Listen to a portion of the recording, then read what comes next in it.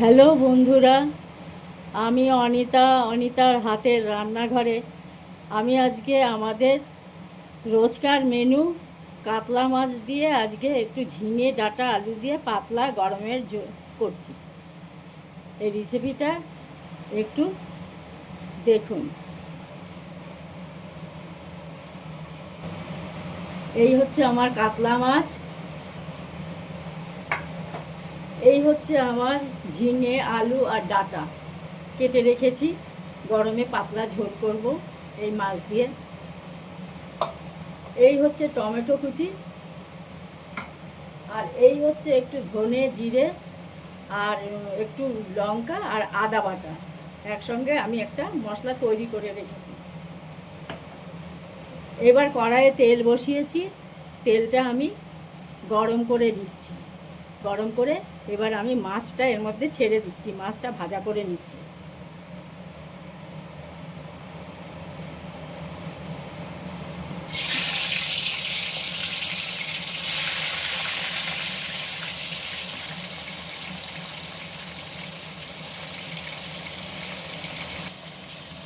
মাছগুলো এবার এপিট ওপিট করে ভালো করে ভেজে নিতে হবে।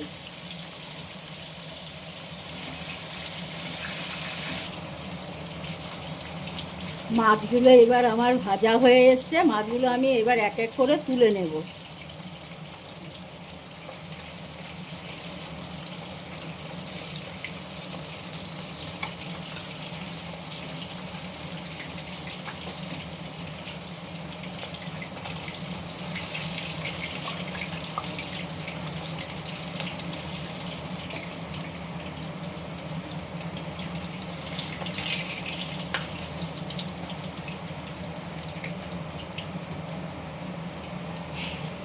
এবার আরও তিনটে মাছ আছে, আমি এর মধ্যে ছেড়ে দিলাম।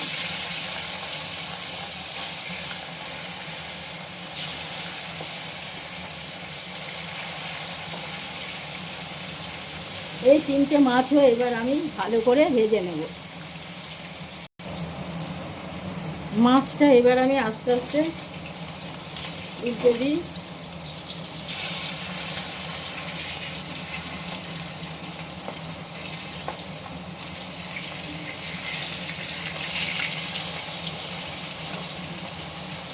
এই মাছটাও আমার ভাজা হয়ে এসছে, এবার একটু পরে আমি তুলে নেব।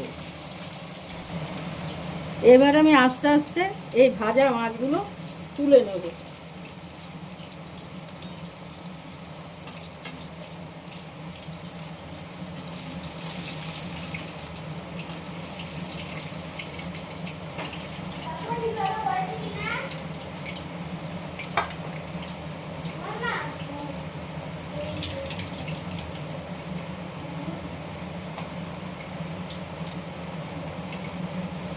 এইবার এই তেলের মধ্যে আমি একটু জিরে ফোড়ন দিয়ে দিলাম। জিরেটা একটু ভাজা ভাজা, ফোড়নটা একটু ভাজা ভাজা হতে এবার আমি আলুগুলো একটু দিয়ে দেবো, একটু আলাদা আলুগুলো একটু ভেজে নেব।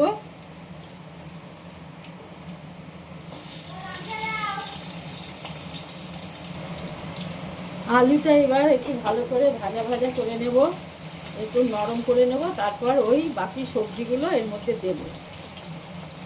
এবার আমি আলুটা একটু নরম হওয়ার জন্য আমি এইখানে একটু ঢাকনা দিয়ে দিলাম, আলুটা একটু নরম হোক। আলুটা এবার নরম হয়ে এসছে একটু, আমি এইবার এর মধ্যে বাকি সবজিগুলো দিয়ে দিলাম, ঝিঙে আর ডাঁটা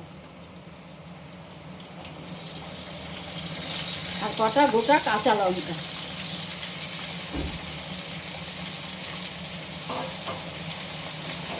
এবার এটা আমি নেড়ে নেব।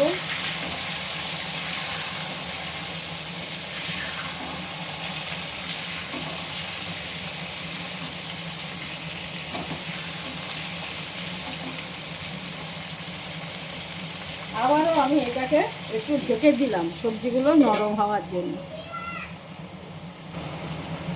এবার আমি ঢাকনাটা উঠিয়ে সবজিগুলো একটু নাড়াচাড়া করে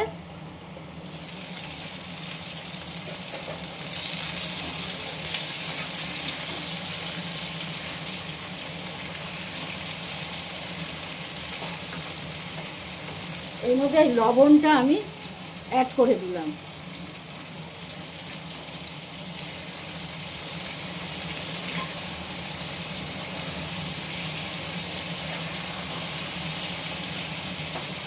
এই টমেটোটা দিয়ে দিলাম।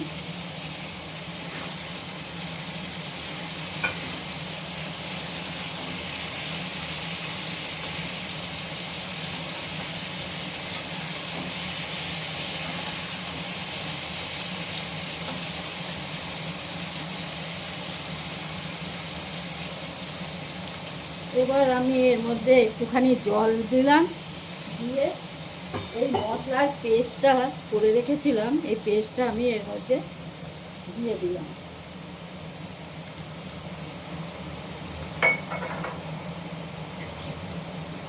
এবার মশলাটা এটার সঙ্গে মিশিয়ে ভালো করে কষিয়ে নিতে হবে।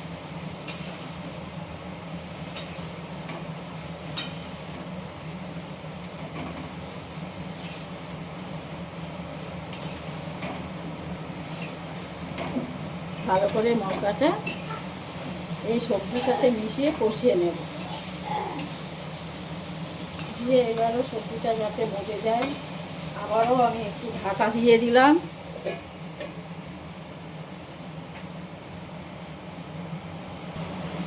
এবার ঢাকনাটা আমি তুলে নিলাম। মশলাটাও সবজির সাথে খুব ভালো কষে এসেছে, সুন্দর মতো কষে এসেছে, বেশ তেল ছাড়া হয়ে গেছে একদম।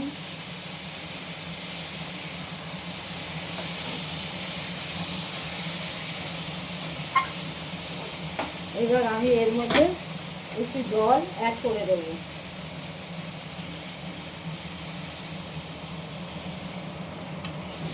মাছটা তো পাতলা ঝোল করবো, এই জন্য একটু জলের পরিমাণটা আমি একটু বেশি দিলাম।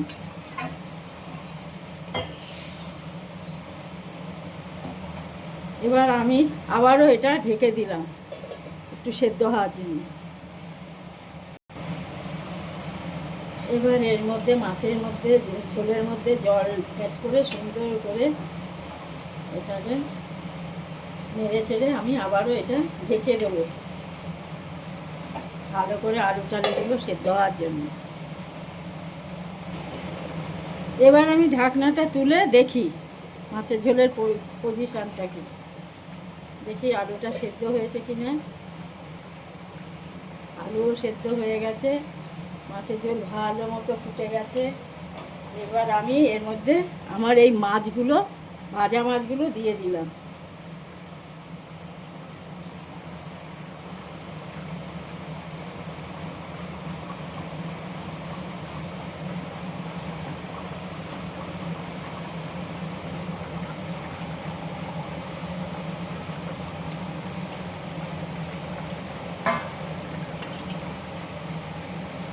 এবার মাছগুলো একটু ফুটে ভালো মতো সেদ্ধ হলে তারপর আমি এটা নামিয়ে নেব। এটা আমি আবার ঢেকে দিলাম। এইবার আমি ঢাকনাটা আবার তুলে নিলাম।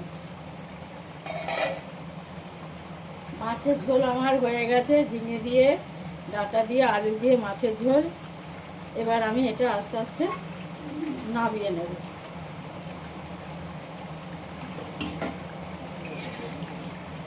এবার আমি এটা আস্তে আস্তে নামিয়ে নেব।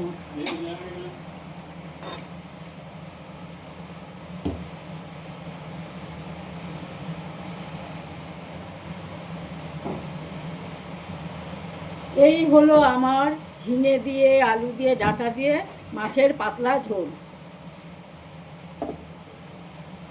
বন্ধুরা, এই রেসিপিটি আপনাদের কেমন লাগলো আপনারা আমাকে জানাবেন, আর আমার চ্যানেলকে সাবস্ক্রাইব করে আমাকে অনেক অনেক লাইক এবং শেয়ার করবেন। নমস্কার।